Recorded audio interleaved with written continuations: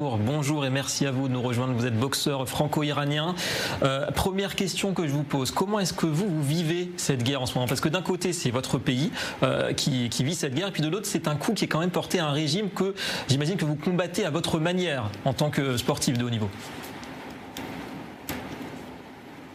Bonjour à tous, bien sûr, comme mais la quasi-totalité des Iraniens expatriés, comme une grande majorité des Iraniens vivant en Iran, nous sommes contents qu'enfin quelqu'un soit venu, un pays extérieur, soit venu aider les Iraniens de se libérer d'une occupation.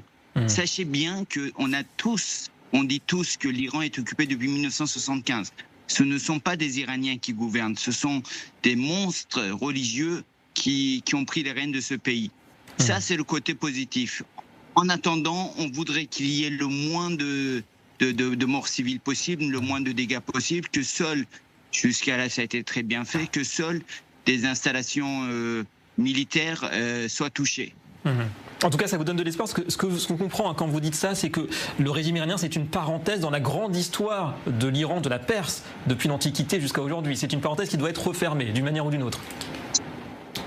C'est une longue parenthèse, ça a commencé à être long, 46 ans, ça commence à être long.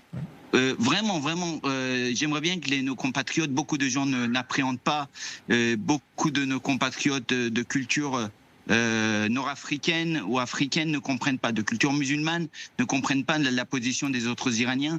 Nous sommes en occupation depuis 79.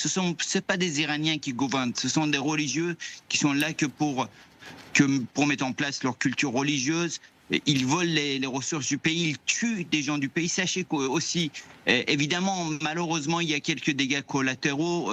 Israël a été très précis dans ses attaques. Là, j'ai entendu aujourd'hui qu'apparemment, un hôpital, quelque chose comme ça, une école avait été touchée. Mais sachez que c'est très probablement, sauf si Israël a reconnu, parce que moi j'ai vu des images de missiles qui allaient de terre à terre. Ça veut dire quand les gardiens de la Révolution tiraient sur le terrain même. C'est peut-être j'en sais rien, je n'ai pas les preuves, une manipulation du régime, mais en tout cas, on n'en veut plus, et il fallait peut-être une force extérieure pour nous aider. Ouais. Ça dépend de quoi, d'après vous, la chute du régime aujourd'hui? Est-ce que ce serait, par exemple, l'élimination d'Ali Khamenei, le guide suprême, ou c'est autre chose? Ça passe par là?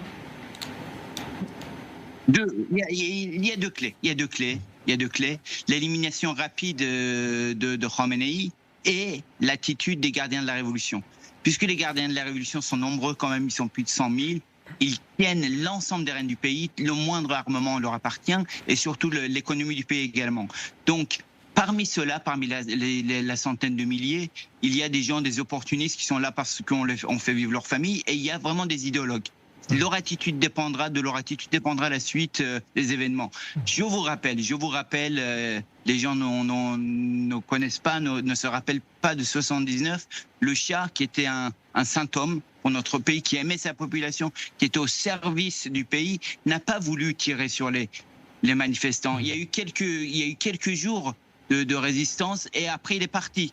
Mais malheureusement, les gardiens de la Révolution et les mollahs, c'est excréments de l'humanité, ils tueront jusqu'au dernier pour résister, pour rester en place. Des termes forts.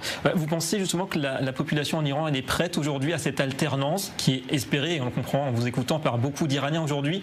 D'ailleurs, ça ressemblerait à quoi? Est-ce que mécaniquement, automatiquement, ça change du tout au tout? On peut imaginer un rapprochement avec Israël, par exemple, rapidement? Je ne sais pas. Vous savez, au contraire de ce que les gens ne le savent pas. Il y a 2500 ans, quand les Juifs, l'élite juive était réduite en esclavage à Babylone, c'est Cyrus le Grand, le fondateur de la monarchie perse achéménide, qui les a libérés. C'est pour ça qu'il y avait énormément de Juifs en Iran. Il y a historiquement des liens forts entre ces deux peuples. Je ne sais pas, Israël, c'est pas ses affaires. Israël aujourd'hui veut se défendre, va peut-être nous aider à nous libérer. C'est un peuple mûr, un peuple très très politisé qui doit choisir son destin, et à personne d'autre.